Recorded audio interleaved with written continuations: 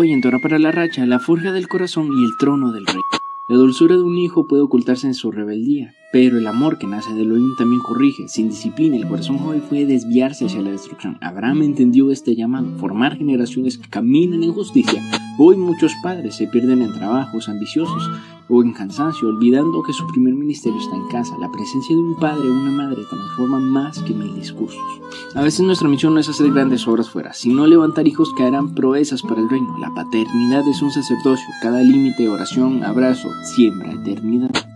La Torá nos recuerda otra batalla. Así como Benijah intentó usurpar el trono de David, así también el hombre de anarquía querrá alzarse como un rey en los últimos días. Pero el trono pertenece solo al heredero legítimo, Yeshua nuestro Mashiach, anunciado por Yeshayahu y confirmado a Miriam. Su reino no tendrá fin. Que nuestros hogares formen hijos santos y nuestros corazones esperen al Rey verdadero. Ven Mashiach, toma tu trono.